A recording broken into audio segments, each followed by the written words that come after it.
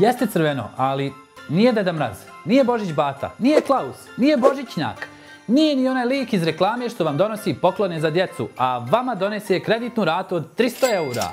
Dobrodošli u Pakao!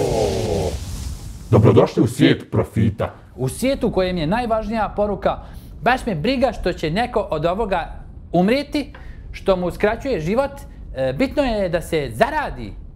A ako vam ovo zvuči grubo, onda je dobro, jer stvarnost je još grublja. Mi živimo u vremenu u kojem zdrav razum više nije najtraženiji resurs. Najtraženiji resurs je novac, a zdravlje je samo kolateralna šteta. Dobrodošli u moderni, napredni, globalno certificirani pakao 21. vijeka. Pakao u kojem ne gori sumpor nego profit. Pakao u kojem najveća vrelina ne dolazi od vatre, nego od pohlepe. I pakao u kojem najviše strada zdravlje. A ako mislite da pretjerujem, slobodno se osvrnite oko sebe. Pakao je svuda. U proizvodima, u navikama, u navodnoj brizi industrije za vaše dobro. Ako je ovaj svijet išta usavršio, onda je to sposobnost da vas polako, tiho i skroz legitimno uništava. Dok se smješka i kaže, to je samo biznis. Pa hajde onda da krenemo od samog početka. Ajde Dante, skloni se brate, zastario si. Sad su drugi krugovi pakla. Krećemo od prvog i najuspješnijeg kruga pakla. Cigareta, nekada simbol šmeka, opuštanja, muževnosti ili buntovništva. Danas simbol industrije koja je toliko moćna da ni slike raspadnutih pluća, amputiranih udova i crnih usta ne utiču na prodaju. Naprotiv, ljudi otvore kutijicu, ugledaju direktan trailer horror filma i kažu ma daj jednu da popravim raspoloženje. A ako nešto ima moć da uvjeri ljude da je smrt stil, onda to nije običan proizvod. To je religija profita. A onda druga moderna verzija tog istog pakla, već unaprijeđena generacija. Isto zlo, samo sa LED rasvjetom i ukusom jagode. Vape, vaping, tehnologija koja je uspjela uvjeriti ljude da je pušenje zdravo. Ili barem da je manje nezdravo. Jer ako nešto miriše na borovnicu i izgleda kao USB, valjda je bezopasno. To što udišeš tečnost koju ljudima u laboratoriji sipa čovjek u rukavicama i maski, to je nebitno. Bitan je ukus, bitna je para. Bitno je da se ne osjetiš kao pušač, nego kao konzument gigantske voćne vodene pare. A kad zapališ pluća nakon 5 godina, industrija će reći da nisi pravilno koristio. Bože moj. Drugi krug pakla je hrana. Čuvena, moderna ishrana, sastavljena od 3 sveta elementa. Šećer, so i mast. Sve upakovano u savršeno dizajniranu ambalažu koja obećava sreću, brzinu, zadovoljstvo i uštedu vremena. Mnogi misle da je najveći problem u hrani to što goji, a istina je mnogo mračnija. Najveći problem u hrani je to što te drži zavisnim. Kombinacija industrijskog šećera, rafinisanih ulja i aditiva nije napravljena slučajno. Ona je idealna za mozak koji traži nagradu, stalno, neprestano. I zato ljudi jedu i kad nisu gladni, jer hrana danas nije napravljena da nahrani, nego da stimuliše. A onda dolazimo do najveće ironije čitavog pakla, zdrave hrane. Jer ako nešto ima etiketu bio, eko, natura, organik ili superfood, automatski se smatra božanskim. Ljudi kupe proizvod na kojem piše eko, a kada okrenu da pročitaju sastav, ima ga više nego u hemijskom eksperimentu. Kupiš proteinsku pločicu i misliš da si učinio nešto dobro za sebe, a u njoj ima sirupa više nego u baklavi. Samo je brown boja i slika alpskih pašnjaka pa ti se malo mozak zbuni. Nekada je hrana bila jednostavna. Danas hrana ima politiku, marketing, strategiju i ciljnu grupu i najmanje ima hrane. A sada meso. To što danas jedemo kao meso ima toliko malo veze sa životinjom da bi kokoška vjerovatno od šoka pala u nesvijest kad bi vidjela šta je od nje sve napravljeno. Ne raste piletina danas zato što ima dobar genetski potencijal. Raste zato što ima antibiotike, aditive, ubrzivače rasta i nutritivne boostere koje ne možeš izgovoriti ni uz Google prevodilac. Kad se pile ugoji do veličine ćuretine za 30 dana, to, brate, nije biologija. To je doping. i to na nivou Tour de France-a. A mi naravno to jedemo, mislimo da je normalno i onda se čudimo što nam probava, koža i imunitet izgledaju kao da rade prekovremeno bez pauze. A pesticidi? Na voću, povrću, žitaricama, nije problem što ih ima. Problem je što su postali neophodni. Zemlja je toliko iscrpljena da bez njih više ništa ne raste, a znatan je broj ljudi koji sami uzgajaju biljke. A ono što raste u masovnoj industriji raste zajedno sa hemijom. Pa ti biraj, vitamin C ili organofosfat. Oba su u istoj jabuci. A onda sljedeći krug pakla je hemija u našim kućama. Ljudi ne mogu oprati veš ako ne ostane miris u stanu 3 dana. Omekšivači, perle, parfemi, deterđenti koje reklame predstavljaju kao mekano kao oblak. Da, meko je kao oblak, ali oblak od hemijskih spojeva koji se zadržavaju na odjeći, na koži, u plućima, u sluznici. Ljudi trljaju tanjire deterđentima koji u sebi imaju sastojke od kojih laboratorijski miševi dobiju alergiju u roku od 14 sekundi. A onda to isperu jednom i misle da je sve otišlo. Nije otišlo, samo se ne vidi. A vazduh, poseban nivo pakla. Zimi se u mnogim gradovima udiše sve što je ikada moglo stati u peć. Drvo, plastika, stara guma, MDF ploča, šporeti iz 80-ih, tepih iz 90-ih, boja iz podruma. Sve što gori, gori. Dišemo mikroplastiku iz guma automobila, industrijskih procesa, tekstila, vode. Jer da, i voda ima plastiku. Kiša pada sa plastikom, snijeg pada sa plastikom. Planeta je postala jedno ogromno polje mikroskopskih otpada koje niko ne vidi, ali svi udišu i unose. Sljedeći krug pakla je alkohol. Jedini otrov koji je postao društveno prihvatljiva valuta. Ako piješ, super, normalan si. Ako odbiješ, šta ti je, jesi bolestan, aj nemoj biti šta si. Alkohol je tako dobro upakovan da je postao simbol radosti, druženja, opuštanja, veselja, slave, tradicije. I onda se ljudi čude što imaju masnu jetru u 30. Pa kako neće imati kad nikad u istoriji nije bilo više alkohola, više izgovora, više čašica, više razloga da se čuje. A onda droge. Nekada teška sramota. Danas lifestyle. Sve što daje dopamin je poželjno. Sve što skreće misli je dozvoljeno. Sve što kratkoročno uljepša realnost, popularno. Ljudi bježe iz stvarnosti kao da je stvarnost lavina, a industrija zabave, muzike, društvenih mreža i marketinga sve to gura pod tepih i kaže ma to je moderno. Pa nije, brate, moderno, to je očaj upakovan u privremeni zanos. Droge su danas doživjele jednu veoma čudnu, gotovo marketinšku transformaciju. Od nečega što se krišom šuškalo po mračnim ulicama, postale su normalna stvar. Legalizovane i polulegalizovane u sve većem broju zemalja. Predstavljene kao nešto sasvim benigno, skoro pa wellness dodatak. I naravno da će dio ljudi skočiti i reći da je legalizacija bolja kontrola, da se time smanjuje crno tržište i kriminal. Što u nekim slučajevima jeste tačno, ali medicinski gledano legalnost ne mijenja fiziologiju. Mozak ne zna da li je država stavila pečat na supstancu, a gdje je pečat? On samo zna da dobija udar dopamina koji mijenja hemiju, navike, impulse i dugoročno sposobnost da se osjeti satisfakcija bez stimulansa. Legalnost stvara osjećaj sigurnosti koji ne postoji.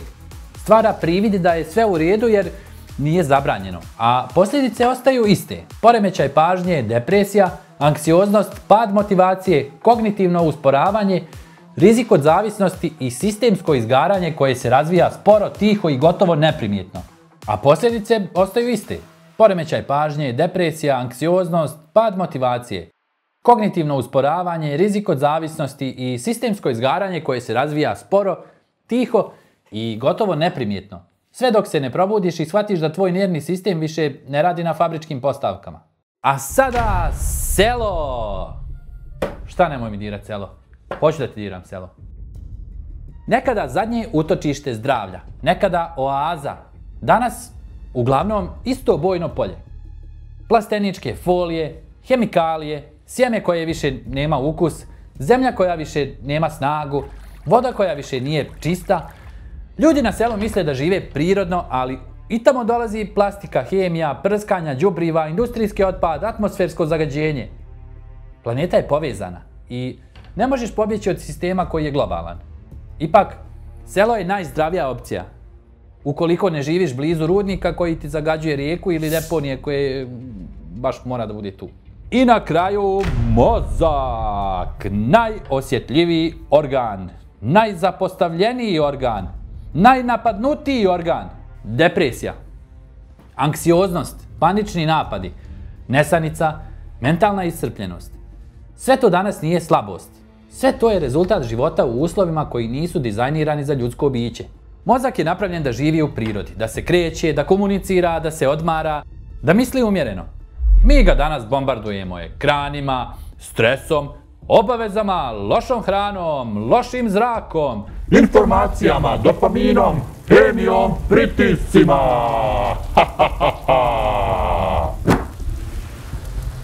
Nije čudo što ljudi pucaju. Čudo je što uopšte i funkcionišu. A sada, planeta! Dođi, draga, da te dr. Dren pregleda. Pa ne izgledaš mi dobro. Ako je iko ovdje pacijent, to je ona. Ima temperaturu, globalno je zagrijana. Ima alergije, klimatske promjene. Ima infekcije, zagađenje. Ima probleme sa cirkulacijom, krčenje šuma. Ima probleme sa plućima, CO2. Ima probleme sa imunitetom, plastika. Ima hronična stanja, sve što je ljudska ruka dirnula bez razmišljanja. Ima problema sa venama, zagađenje rijeka. Planeta je bolesna, a mi smo joj terapija i bolest u isto vrijeme. E sad, dosta filozofije, hajde da pričamo konkretno. Ljudi ne umiru od strašne energije univerzuma, nego od pritiska, šećera, infarkta, šloga, depresije i raka. Pa ako već živimo u paklu, hajde da bar imamo uputstvo za preživljavanje. Prvo šećer. Ne kažem nikad, kažem rijetko. Gazirani sokovi, energetska pića, hladne kafe pune sirupa, kupovne kolače, kekse, čokolade za svaki dan. To mora napolje iz rutine. Ako hoćeš nešto slatko, pojedi voće, brate. Ako baš moraš kolač, napravi domaći. Pa i tad jedno parče, ne pola tepsije, jer je domaće. Domaće ne znači bez kalorija, znači samo da bar znaš šta si stavio unutra. Da nije margarina. Zatim vlakna. To je ono što skoro niko ne jede dovoljno, a svi misle da jedu normalno. Vlakna dolaze iz povrća, voća, integralnih žitarica, mahunarki, pasulj, leća, grašak, leblebija. Crijeva su ti kao autoput. Ako nema vlakana, sve stoji, fermentiše, pravi gasove, podiže upalu, utiče na imunitet i čak na raspoloženje. Dnevno ciljaj bar 2 ozbiljna obroka sa povrćem, a ne 3 kašike krastavca. Nego šaku, 2, 3 povrća u tanjiru. Ubaci salatu uz ručak, a ne poslije u životu. Ubaci ponekad integralnu rižu, ovsjene pahuljice, heljdu, leća.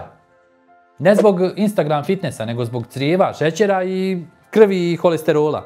Onda unosi magnezijum. Umjesto da svako večer rušiš živce TikTokom, pomozi živcima da rade normalno. Hrana bogata magnezijom, orašasti plodovi, sjemenke, zeleno listnato povrće, integralne žitarice. A ako uzimaš dodatak, biraj forme koje se bolje podnose. Pa da, to je citat svakog normalnog neurologa. Ne gutaš tablete samo zato što su šarene, nego da imaju efekat. I opet, ne kila magnezijuma dnevno, nego normalna doza, redovno, dogovoreno sa ljekarom. Posebno ako imaš problema sa srcem, bubrezima ili uzimaš druge lijekove. Ako možeš, ubaci ribu 2 puta sedmično, naročito plavu. Losos, sardina, skuša, haringa. A ako ne možeš, postoji suplementi za omega-3 masne kiseline, ali tu ne ideš na najjeftinije sumnjive kapsule koje smrde na pregorilo ulje, nego provjereni proizvođači. Poenta nije da progutaš ribu u kapsuli, nego da uneseš ono što zaista štiti tvoj kardiovaskularni sistem. Spavaj bar 7 sati dnevno. Ne mora uvijek savršeno, ali ako ti je norma 5 sati i kofein, to je recept za spori krah. Ekrani kasno uveče, telefon u krevetu, serije do 2. Sve to direktno ruši kvalitet sna. Nije poenta da živite kao monah, nego da bar sat vremena prije spavanja smanjite ekran i svjetlo. Ako je moguće. Ako piješ alkohol, a znam da piješ, i znam da nije pravi trenutak, ali probaj da to bude povremeno, ne svaki dan. 2-3 puta mjesečno po malo je jedno. 3 puta sedmično po samo par čaša je druga priča. I nemoj se lagati. Pivo je alkohol, vino je alkohol, rakija je alkohol. Nije za cirkulaciju, nego protiv cirkulacije kad pretjeraš. Ciljaj bar 1,5 do 2 litra vode dnevno. Više ako se znojiš, manje ako imaš specifična stanja. Opet u dogovoru sa ljekarom. Ne moraš nositi flašu stalno kao fitness influencer, ali ne može ti jedina čaša vode u danu biti ona kad pereš zube. Moraš se kretati. Ne moraš biti maratonac i nositi helanke od 80 eura. Minimum je 20 do 30 minuta hoda dnevno, bržim tempom nego što šetaš kroz shopping centar da gledaš izloge. Ako imaš višak kilograma, lošu kičmu ili pritisak, kretanje nije luksuz, to je terapija, to ti je moranje. Doktor ti napiše terapiju u tabletama, a priroda ju je napisala u koracima. I jedno i drugo ima smisla, samo prvo moraš prestati da se ponašaš kao da si ugrađen u kauč. Od stresa se nećeš izliječiti scrollanjem po telefonu. Moraš imati namjernu pauzu. Duboko disanje 5 minuta. Šetnja bez slušalica. Razgovor sa nekim ko te ne osuđuje. Meditacija, molitva, joga, smijeh, priroda. Svako ima svoju verziju. Poenta je, moraš naučiti da povučeš ručnu. Jer ako ti to ne uradiš, povući će je tijelo. Infarktom, šlogom, pucanjem. Ovo je minimum da ne izgoriš u paklu. Ne moraš sve odjednom. Kreneš od jedne stvari. Izbaciš svakodnevne sokove, pa dodaš povrće uz ručak. Pa malo ranije legneš, pa jedan vikend manje alkohola, pa uradiš nalaz vitamina D, pa dodaš šetnju. Možemo prestati biti ravnodušni. Ravnodušnost je ulje na vatru pakla. I na kraju, kad sve saberemo, živimo na jednoj kugli koja leti kroz svemir i pravi mali magični krug oko zvijezde jednom godišnje. Svake godine jedan novi obrt, jedan novi pokušaj, jedna nova šansa. I to je prava prilika za donošenje novih odluka, da se sumiraju utisci. Pa zato, ako ništa drugo, sretan vam novi obrt zemlje oko sunca i uživajte na dolazećim praznicima, blagdanima, whatever. Uživajte u druženju, porodici, čaroliji, ne razmišljajte samo kako da natrpate pun sto i kako onda da ga ispraznite. Ako već živimo u paklu, ajde bar da se pravimo da smo dovoljno pametni da se iz njega i izvučemo. Učinimo pakao lijepim mjestom, preuredimo ga. Đavole, gasi vatru, sadi cvijeće. I daj mi taj trozubac ovamo da te dam džoger i metlu da počistiš ovo nered što si napravio. A, to si ti, ćao. Bivša.